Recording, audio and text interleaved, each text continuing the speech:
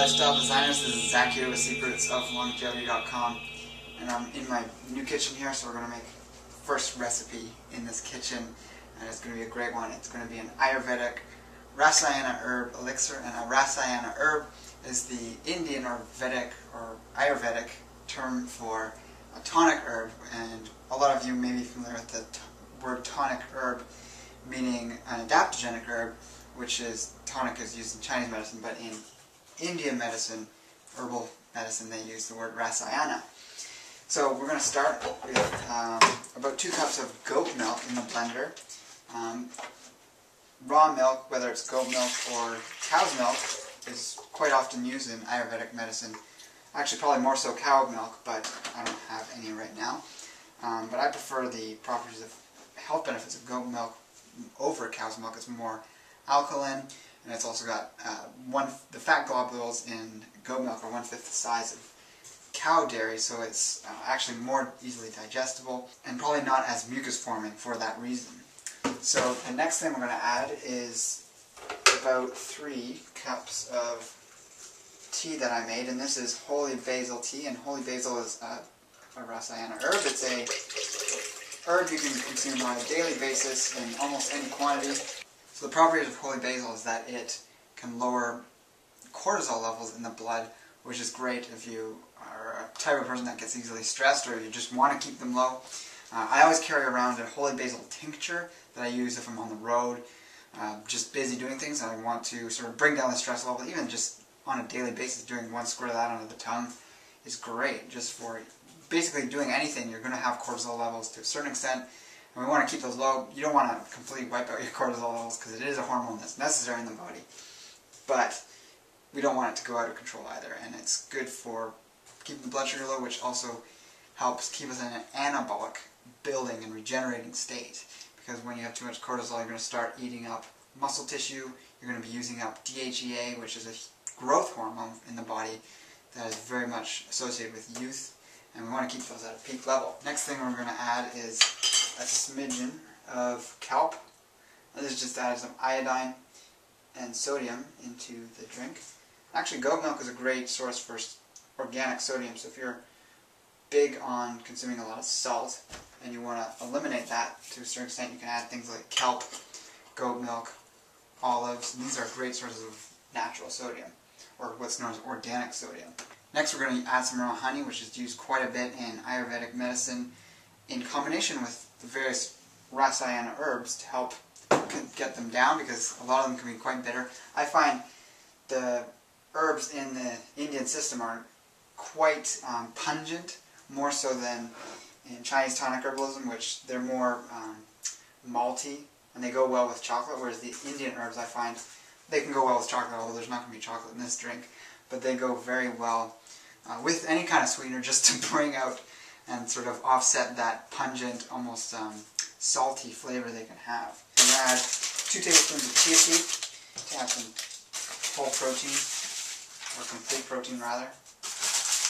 And then after that we're going to add 4 tablespoons of hemp seed, which is another source of complete protein. Both of them are high in omega-3 fatty acids. And specifically hemp seed is high in omega-6 as well. It's in a 4-to-1 ratio, which is quite optimal for our body. And it's quite high in GLA, which is a very unique omega-6 that is anti-inflammatory, that is the highest food source of it in nature is human breast milk. Or rather, that would be in the human diet, would be human breast milk. So a lot of people that haven't been breastfed are quite low in GLA, and it's a very important component for the brain, for building brain tissue and nerve tissue. So if you haven't been breastfed, it's a way to overcome the problems you may have as a result of that, whether you're aware of them or not, is to consume things like hemp seed, spirulina, bull edge seed oil, evening primrose oil. All these things are very high in GLA, this unique fatty acid which we have a very hard time acquiring. So there we go, we're going to do the first blending here, and then we'll add the next few ingredients.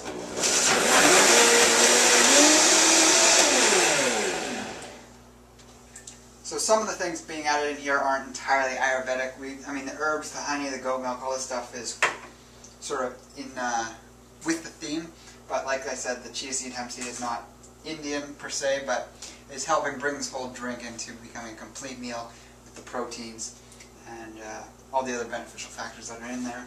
So the next thing we're going to add is half a teaspoon of a chai spice blend. This is cinnamon, nutmeg, ginger, cardamom.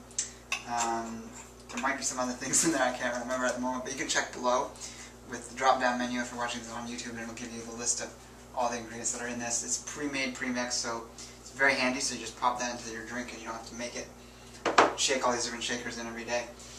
I'm also going to add some black pepper, which would also be part of a chai spice blend.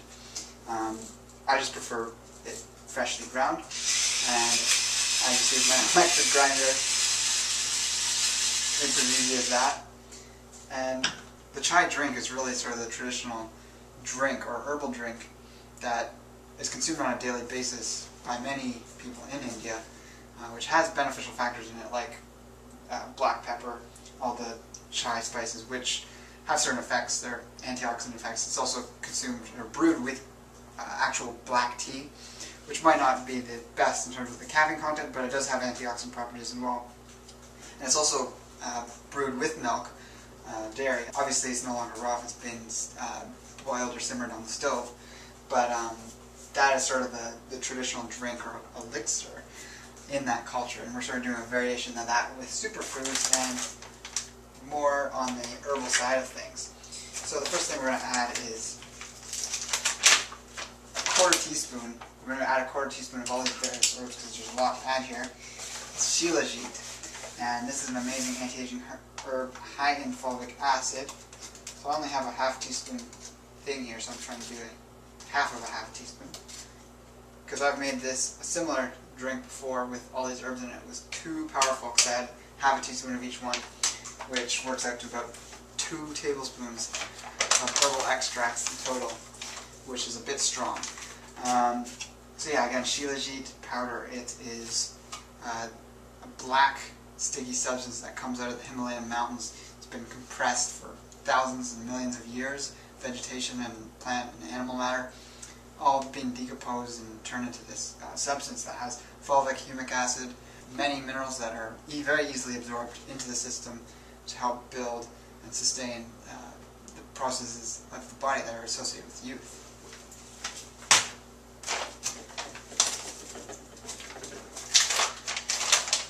Next we're going to add a quarter teaspoon of Mucunia pruriens, which is my number 2, number 1 favorite herb. It's hard to decide. It varies from day to day, week to week, but it's high in L-dopa, which is an amazing compound that is a precursor to dopamine, and makes you feel good, gives you a good drive, whether it's sexual or creative or any sort of productivity enhancement in your life. And if you want to know more, check below, because I also have a list of articles I've written on any of these herbs that I have written articles about. I haven't written articles yet on everything, but I do have one from Mucunia. So if you want to know about its amazing libido-enhancing effects, then check that out. And the next thing we're going to add is tribulus. And this is another, I guess you'd call it a yang jing tonic, like Mucunia, if we were to classify it from the Chinese herbalism sense. It enhances testosterone production like Mucunia. And it's a very interesting plant. It's actually also known as puncture vine. And in areas where it grows, people on the biking on the roads, on bikes, or even walking barefoot have to be very careful because it's very sharp. And the way it falls, it's always got a point sticking up because I forget how many sides it has, but however it falls, it'll always have one point or a few points pointing upwards. So you don't want to step on it because it's very sharp. It's a hard, steep pod. The next thing is Bacopa monreri, which is also known as Brahmi. And this is a very spiritual or Shen-building herb. And Brahmi can be related to the Brahmins or the worship of Brahma, the sustaining god of the triune Indian godhead, which includes, I guess, Brahma, Vishnu, and Shiva. But Brahma is the preserver and sort of seen as the central deity for preserving life. So yeah, it's much associated with spiritual advancement. It's used by yogis and ascetics alike. And it's also very much related to gotu kola. It has very similar effects for tonifying the brain, enhancing memory, and other faculties of the mind. We're going to add a quarter teaspoon of amla extract, which is a high vitamin C content berry. That's a gooseberry. And it is pretty much used in the majority of Ayurvedic preparations because it's just a good dose of vitamin C, and that's going to be great for anyone. It builds collagen in the body. It's great for gum health. It's great for immune system health. And amla is probably one of the only foods that I'm aware of that can be cooked and still maintain its vitamin C content. So vitamin C is degraded by cooking. That's pretty much the vitamin that's most damaged by even just a slight amount of cooking. But amla, for some reason, it's able to preserve that element to a certain degree. You can't obviously fry it, and deep fry it probably. But yeah, that's probably a reason why it's so popularly used in various herbal brews. Next and final extract we're going to add is ashwagandha. And it is also a yang jing tonic, you could say, because it boosts testosterone. And it's great, absolutely crucial for thyroid health. If you're having thyroid issues, you want to read more about that. ashwagandha. That's how you spell it. And it's potent for bringing the thyroid into balance. And we're going to add some mesquite as well here. It's actually from Argentina in this case, but it's just a great flavor enhancer. I'm going to add 2 tablespoons to help mask the flavor of the very pungent and bitter herbs that we have added. I'm also going to add 1 tablespoon of lucuma powder, which again is good to mask the flavor. Also, it's a creamy element to help make sort of synergize with the goat milk and bring all the flavors into balance in that way. So that's a heaping tablespoon. And finally, I believe we're going to add the final ingredient here, and it is 1 scoop of Sunware vegan raw sprouted protein powder made from the hulls or the bran of brown rice.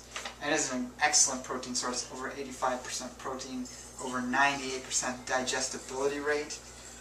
It is really popular among a lot of people. Also has anti-cancer preventing properties. And I'm at the last scoop, so I'm just going to dump it straight from the bag. And that's again just up the protein content, because I've had a long day and I'm about to have a workout, so this is going to help me with that. And for all these things I've been talking about in this video, I highly recommend that you check out the links below with the drop-down menu, the info section, to find links to where you can purchase these amazing products. So we're going to blend for the final blend and see what the finished product tastes like. I'm excited about this.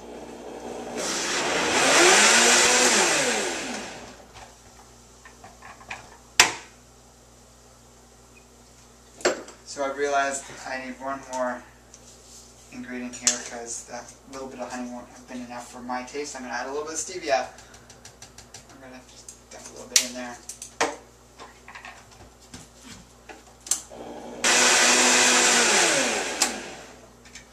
So here we go. Is it going to be a fantastic elixir or a mediocre one? I never make bad ones, to be honest. It's a beautiful color. It's like a light brown, creamy look. It kind of looks like chai tea would look, except maybe a little thicker. Oh yeah, I did it right this time. Last time I made this, I did way too many herbs. So probably in the equivalent of 2 tablespoons of herbal extracts, which was too strong, especially with the Indian herbs. So in total, this was 1 tablespoon worth of extract, only a quarter teaspoon of each one. And also the holy basil tea base makes it very slightly minty, fragrant, aromatic flavor, which blends well with the goat milk and all the herbs. So I'll try something out like this. Let me know how it goes. Let me know what you think of Ayurvedic herbs if you're experienced with their use or even just starting out with their use. And embrace life without limits.